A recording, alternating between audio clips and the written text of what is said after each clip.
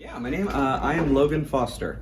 I am from Concord, North Carolina, but right now I live up in New York City. I live way up in Washington Heights, but yeah, I am going to be playing the role of Joe, which is super fun. He's great. Yeah, so I do a couple of other things, just in theater and living up in New York, I have a lot of opportunities up there. I, go to auditions or send in self-tapes as the current, climate is with, pandemic and everything. But I send in a lot of self-tapes. This is one that I just kind of got sort of a message from the director to be a part of, which was really wonderful. Friends reaching out to friends and got this job. It was really lovely. But, sort of in my free time, I have my day job. I do some tutoring, coordination kind of things on the side here and there just to pay the bills. But I also do some writing here and there and some composing.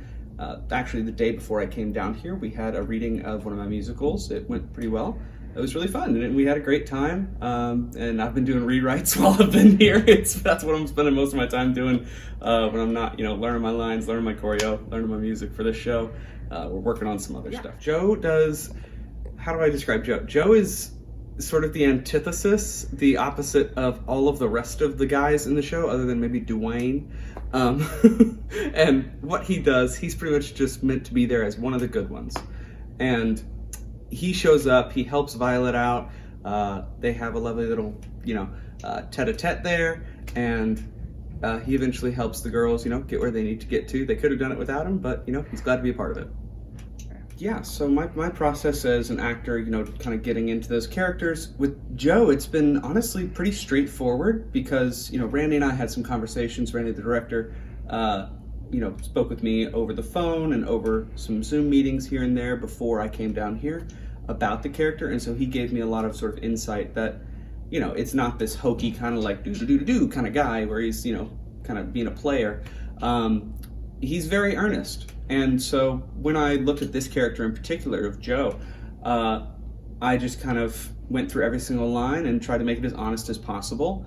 I do that with, most characters that I try to tackle. You try and find some comedy in here, you try and find some nuance here and there.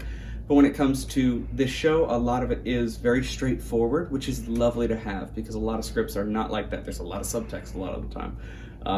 But with this one, it's been a lot of, drilling it, going in, just taking the time when I'm outside of rehearsal so I can come in and actually do the work once I'm in the room. Songs in the show, my favorite song in the show, I would have to say is probably my own, just because I do really love singing it. It's called Let Love Grow, and it just feels nice on my voice because I'm usually singing in the stratosphere, and this one is pretty nice, and it's a beautiful piece that has a lovely little journey to it because it's a hoot and a half. It's the best ever. It's such a great show. The music is incredible. I mean, Dolly didn't spare any, she didn't hold anything back when writing the music and lyrics. And you're gonna have a great time. It's great for all ages. And also, it is a story that you know and love. So you get to experience that and also find something new with it. Because, we're not doing it just the same old. Randy is one of those really great directors that takes a piece that we know and love and makes it something new and better.